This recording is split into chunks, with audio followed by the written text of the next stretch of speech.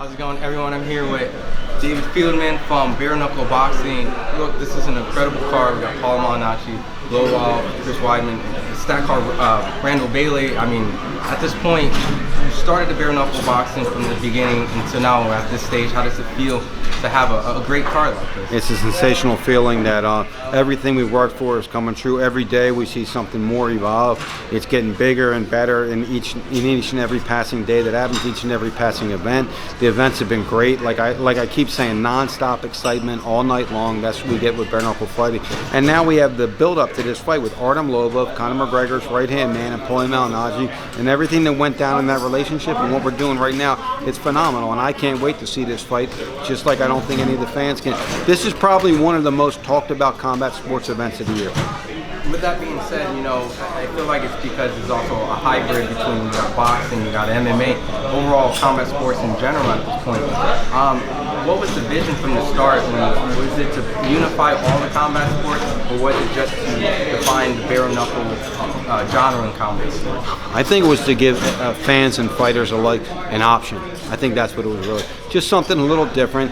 Look, a lot of these great MMA guys, as you heard Brennan Ward, he's a very well accomplished Bellator fighter, but he said this is his ground because he doesn't like the grappling, he doesn't like jiu-jitsu. It's a middle ground for them. The guys that's really, I always say the guys that aren't real slick boxers like Paulie Malignaggi, which is great to have them on board, but those kind of guys, it's a middle ground for them. So it's kind of like a melting pot for all different combat sports, bare-knuckle fighting championship.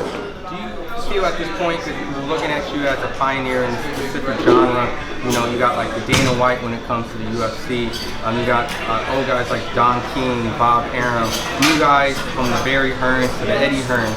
At this point, do you see yourself right now inspiring a set of new promoters and new guys coming to the game, or do you see yourself just kind of just dominating, monopolizing, just being the one and all deal? No, I definitely want other promoters to do this, but I want them to do it right. There was some other organizations that did some things and didn't pay their fighters, and that's not what we're about. We're about paying them and paying them well.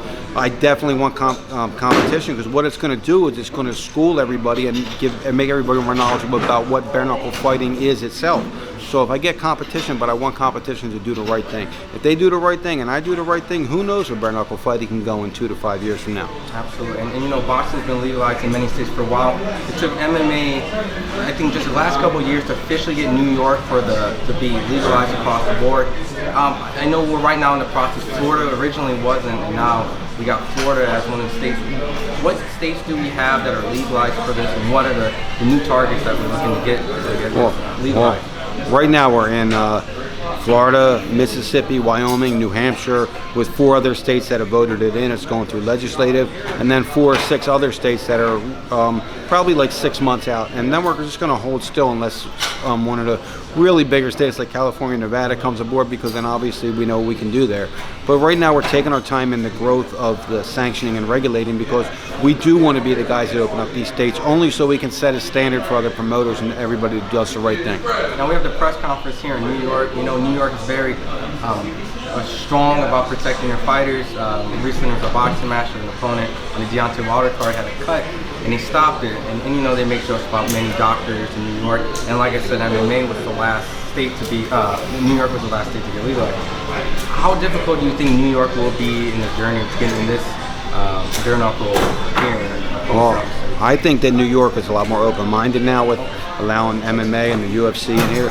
So I think they're going to be a little more open-minded, and when we can give them the injury reports and the medicals that we do for all these fighters and show that it actually really truly is safer in all aspects. So we don't have the broken hands, we don't have the fractured eye sockets, we definitely don't have concussive damage. So when we can document all that and show this to the commissions, I think they're probably going to open up a little sooner than they did for MMA, you know, in the past. Because look, the UFC, they did pave the way for us as well. They paved the way as being where I'm at.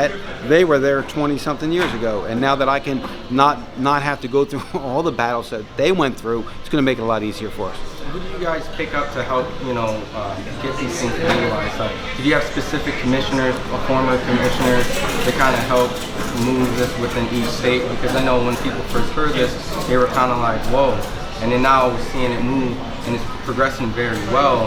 I just want to know some of the people that you've been working with. Man, I wish I could say I had someone like that on our team.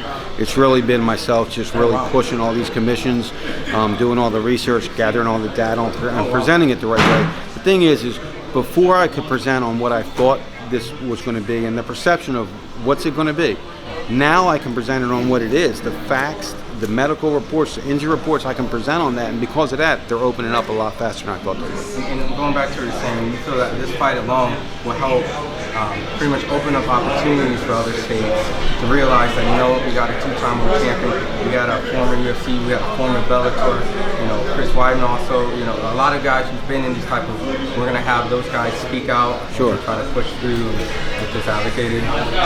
Absolutely. We have 2 former world boxing champions on this card, 2 legends of MMA, and a slew of other fighters that really could be at the top of their game in their collective sport. And because of that, yeah, it's moving. It's giving us a recognition that I think that we deserve now. At this point, we've been doing everything right. We're treating the fighters right. Like I said, they're not getting injured.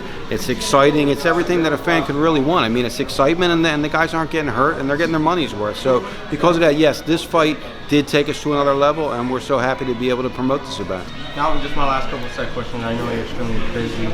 I'm assuming that you're a fight fan of other sports like boxing and MMA. Did you get a chance to see any recent fights over the course of the weekend or things? Did you see the Deontay Wilder?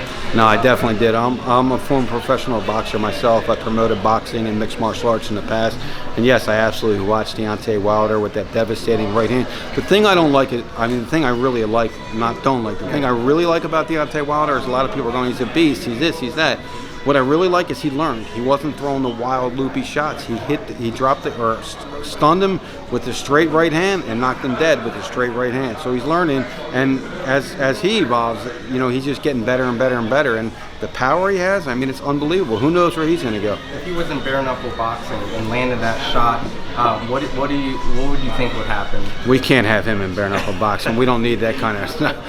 If he was, I mean, you know, the guy's gonna get knocked dead. The same thing. But the thing is they're not going to take the shots leading up to it. It's going to be one of those shots, and the guys are going to go out of there because they don't have the padding in the hand to really hit that hard.